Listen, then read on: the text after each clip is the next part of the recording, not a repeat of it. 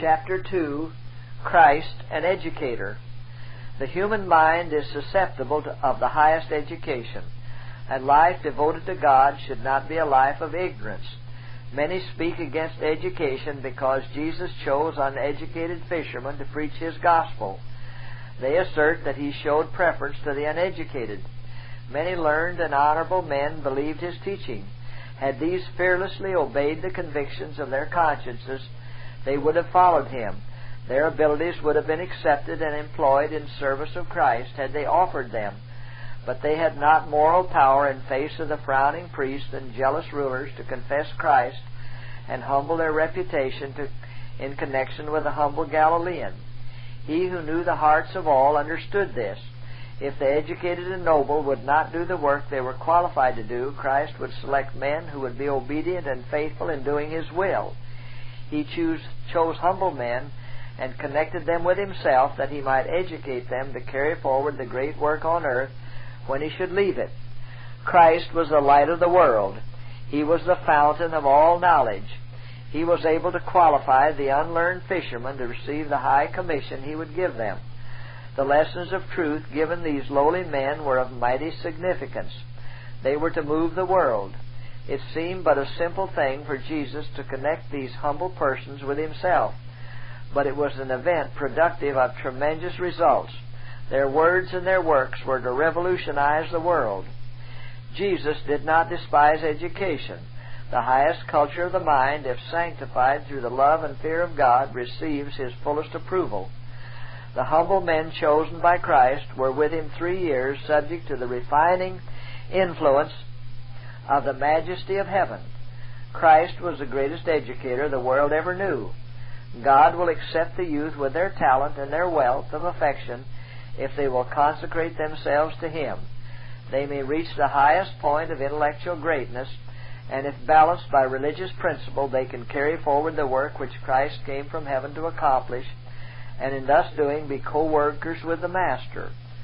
The students at our college have valuable privileges not only of obtaining a knowledge of the sciences, but also of learning how to cultivate and practice virtues which will give them symmetrical characters. They are God's responsible moral agents. The talents of wealth, station, and intellect are given of God in trust to man for his wise improvement. These varied trusts He has distributed proportionately to the known powers and capabilities of His servants, to every one his work. The giver expects returns corresponding to the gifts. The humblest gift is not to be despised or left inactive. The little rivulet does not say, "I will not flow along my narrow channel because I am not a mighty river." The spires of grass do not refuse to grow because they are not forest trees. The lamp does not refuse to give its little light because it is not a star. The moon and stars do not refuse to shine because they have not the brilliant light of the sun. Every person has his own peculiar sphere and vocation. Those who make the most of their God-given opportunities will return to the giver in their improvement and interest proportionate to the entrusted capital. The Lord does not reward the great amount of labor. He does not regard the greatness of the work so much as the fidelity with which it is done. The good and faithful servants are rewarded. As we cultivate the powers God has given us here, we shall increase in knowledge and perception and be enabled to comprehend and value the immortal life. Those who have abused their God-given privileges in this life and have been content with their ignorance, having their minds completely occupied with subjects of trivial value to themselves or others, will not comprehend personal responsibility, subdue evil tendencies, and strengthen higher resolves for a purer, higher, holier life.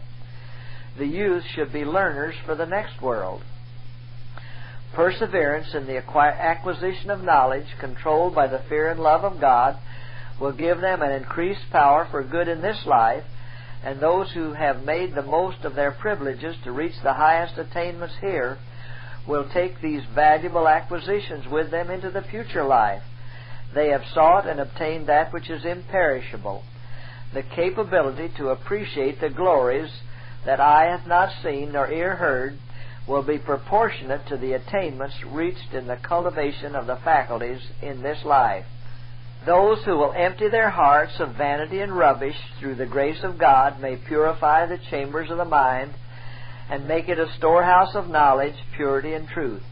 And it will be continually reaching beyond the narrow boundaries of worldly thought into the vastness of the infinite. The justice and mercy of God will be unfolded to the moral perceptions. The grievous character of sin with its results will be discerned. The character of God, His love manifested in giving His Son to die for the world, and the beauty of holiness are exalted themes for contemplation. These will strengthen the intellect and bring man into close communion with the Infinite One. Review and Herald, June 21, 1877.